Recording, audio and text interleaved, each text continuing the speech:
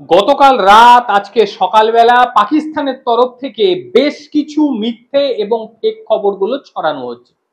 বিশেষ করে পাকিস্তান আর্মির তরফ থেকে প্রেস মিট করে যে নোংরামিগুলো ভারতের বিরুদ্ধে করা হলো সেগুলির একেবারে যোগ্য জবাব প্রমাণস্বরূপ ভারত সরকারের তরফ থেকে দিয়ে দেওয়া হলো।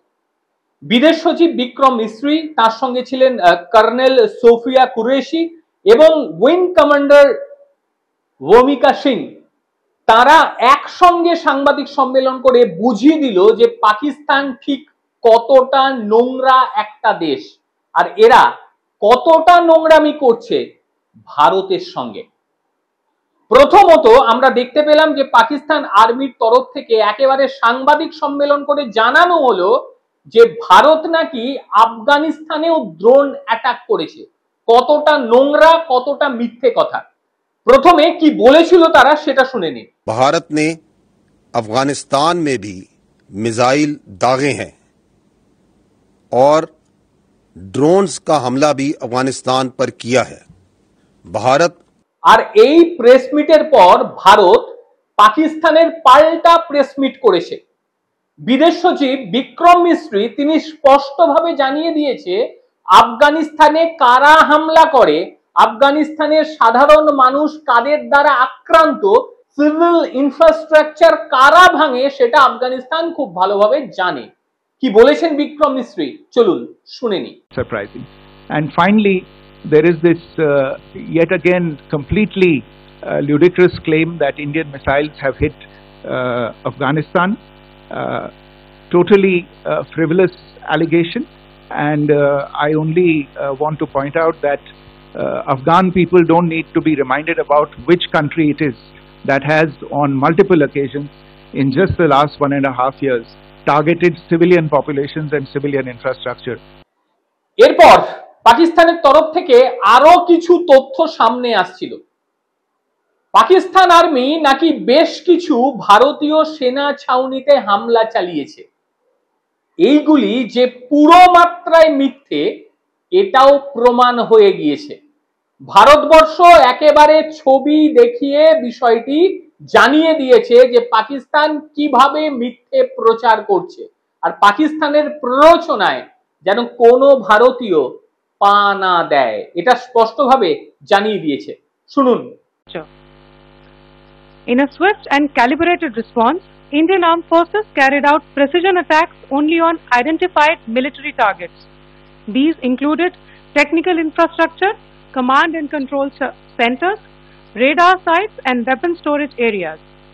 Pakistan military targets at Rafiqi, Murid, Chaklala, Rahim Yar Khan, Sukur and Chunya were engaged using air-launched precision weapons from our fighter aircraft.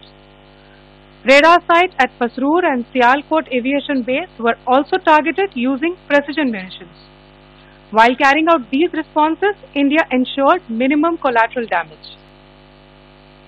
Pakistan has also attempted to execute a continued malicious misinformation campaign with claims of destruction of Indian S-400 system at Adampur, destruction of airfields at Suratgarh and Sirsa, BrahMos base at Nagrota, RT gun positions at Derangyari and Chandigarh forward ammunition depot, with heavy damages to other military stations being propagated on social media. India unequivocally rejects these false narratives being spread by Pakistan. এরপর colonel Sophia Qureshi তিনি একটা চাঞ্চল্যকর অভিযোগ আনলেন।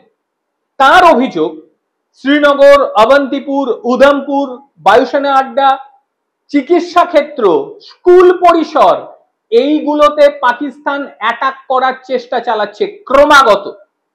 এই সমস্ত জায়গায় civil ইনফ্রাস্ট্রাকচারের উপরে হামলা চালানো হচ্ছে, এমনকি এতে আক্রান্ত হচ্ছে সাধারণ মানুষ, সাধারণ মানুষের ইনফ্রাস্ট্রাকচারও নষ্ট করছে পাকিস্তান। কি বলেছে শুনুন। एक निंदनीय और अनप्रोफेशनल एक्ट के तहत पाकिस्तान ने श्रीनगर, अवंतीपुर और उधमपुर के वायु सेना अड्डों पर चिकित्सा केंद्र और स्कूल परिसर को निशाना भी बनाया, जिससे उसके द्वारा सिविल इंफ्रास्ट्रक्चर पर हमला करने की गैर जिम्मेदाराना प्रवृत्ति फिर उजागर। সীমান্ত পার করে পাকিস্তান ভারতের ওপরে আক্রমণ করার চেষ্টা চালাচ্ছে। তারা সাধারণ মানুষকে টার্গেট করছে, তাদের হত্যা করছে। এই জন্য তারা ব্যবহার করছে হেভি আর্টিলারি ফায়ার, সঙ্গে স্মল আর্মস ফায়ারও ব্যবহার করছে। বারামুলা, রাজৌরি, পুঞ্চ, আখনুর সেক্টর এবং ভারতের একাধিক জায়গায় এরা আক্রমণ শানানোর চেষ্টা করছে।